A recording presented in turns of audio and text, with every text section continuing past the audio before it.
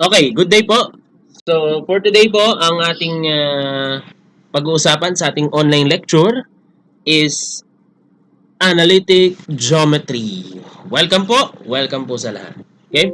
So first, analytic geometry is a branch of algebra that is used to model geometric object, points, lines, circles, and the most basic of these. Okay? So ang unang topic po nating pag-uusapan sa analytic geometry is the Cartesian coordinate system. Cartesian coordinate system is introduced by René Descartes. Ang kwento po natin dito is when he is lying on his bed, suddenly napatingin sa kanyang ceiling and he saw fly. Nakakita po siya ng langaw. And out of that, nag-isip agad siya, how can I locate this fly with respect to a certain reference? And out of that, na-formulate niya po ang Cartesian coordinate system which is composed of lines intersecting at a single point which is called origin. So ito po yung sinasabi ko. Okay? So this is the Cartesian coordinate system. Meron po tayong dalawang lines, the horizontal and vertical being the x and y axis. Okay? And the intersection of the two is called the origin. That is the coordinate 0, 0. That is the reference po. Okay? So, say this is the point. Now, I can locate this point with respect to the origin. Okay? Tawagin natin siyang 10, 2. Okay? So, the coordinate of this point with respect to the origin is 10, 2. Take note, the x is called the abscissa and y is called the ordinate. Okay? So, yan po ang kanyang mga representation. Okay?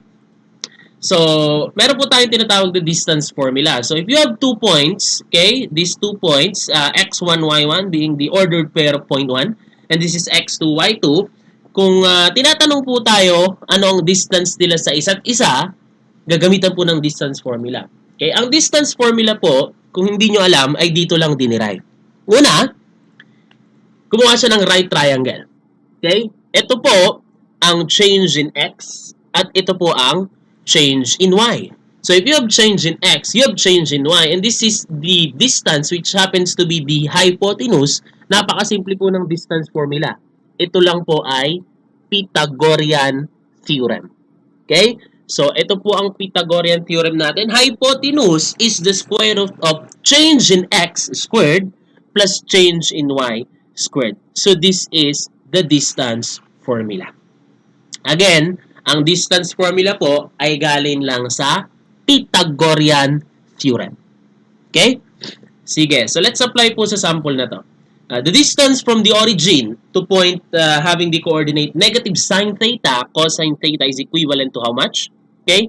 So origin and this coordinate. Pag sinabing origin, that is coordinate 0, 0. So substituting sa ating equation, this is the square root of 0, that is the origin, x is 0, minus minus, don't forget the sign, minus sine theta squared, plus 0 again, ang y ng origin, minus cosine theta, then squared po natin. Simplify lang natin, magiging sine squared plus cosine squared. Again, ang sine squared plus cosine squared po ay trigonometric identity equal to 1. Square root of 1 is 1. Yan po ang ating answer for the first example. Okay, so next example po tayo. The triangle is defined by points A, 6, 1, B, 2, 4, and C is negative 1, 2 is what? What kind of triangle po ang tinatanong? Okay? So first, pwede po natin i-plot yan para mas klaro po. So this is the coordinate axis. Okay, X and Y. So this is point A having coordinate 6, 1. B is at 2, 4. And C is at negative 2, 1. So, ito po yung triangle na tinatanong ng problem. Anong uri daw po siya? Okay? So, this easiest way is to solve for the length of each leg. Okay? Using distance formula. Unahin po natin ang haba ni AB. Okay? AB is equal to the square root of. Alam natin sa distance formula, that is the square root of delta x squared minus delta y squared. So, since tatlo po yan, kung medyo tinatamad po tayo, pwede natin gamitan na lang yan ng mga letra sa calculus. Say, A minus B quantity squared. So, ito po ang ating magiging delta x. Ibig sabihin, this is x2, this is x1. Plus, quantity C minus D, don't forget nakaano po, squared for delta y. Then simply press calc. Ang A po natin, syempre, is this one. Ito ang gagawin kong x2, 6. At ang B natin ay 2, which is x1. C is 1, and then your D is 4. Okay, so ang lalabas po dyan ay 5. So, the length of side AB is simply 5. Pwede nyo pong i-manual, pwedeng gamitan ng calculate. Next po is BC. So, i-calc ko lang po ulit to. BC daw, BC. So, ito na po ang gagawin kong A, 2. Okay, your B is negative 2. Don't forget the sign. Your C is 4. And then your D is 1. Okay, then ang lalabas po ay 5 po. I'm sorry, napindot ko. 5. Okay, so ito po yan. 5 din po siya. Okay, and lastly is side CA. Side CA. Press calc ko po ulit yan. Okay, calc. So your A is negative 2. Negative 2. Okay, your B is 6. 6. Your C is 1. And lastly, your D is 1. Then, equal natin po, ang lalabas ay 8. Okay, so yan po yon. Therefore, ang ating triangle po ay, obviously, two sides are equal. So, it is an isosceles triangle. Okay po? Sige po. Next item po tayo.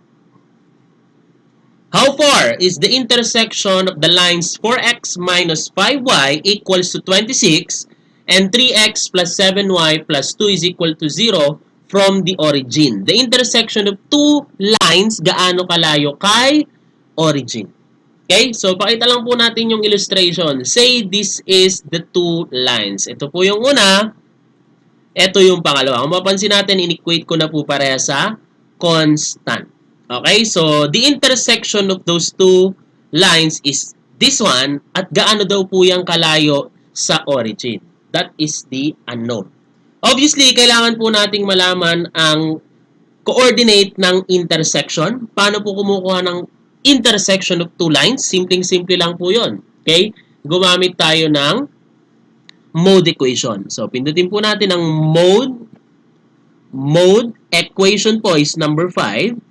Then, kunin po natin ang two equations, two unknowns, which is obviously number 1. Okay, then input na po natin. This is 3, coordinate of x. Coordinate of b is 7. Don't forget the sign po. And the constant term is negative 2. It should be equated to the constant term po. Okay, second equation, coefficient of x is 4. Coefficient of y is negative 5.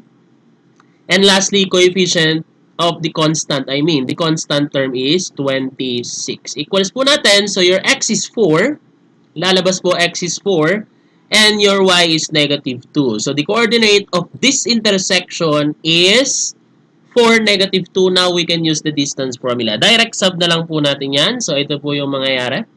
Okay? Then pindutin natin kay calc. Okay? Mode 1 po muna tayo. Then square root of 4 na lang po yan. Squared, since 0 naman yon, plus 2 squared. Don't forget, okay lang, kahit malimutan po yung negative, eventually squared mo naman, so magiging positive yan. So the answer is 4.47. Yan po ang distance ng intersection ng dalawang lines na to with respect to the origin.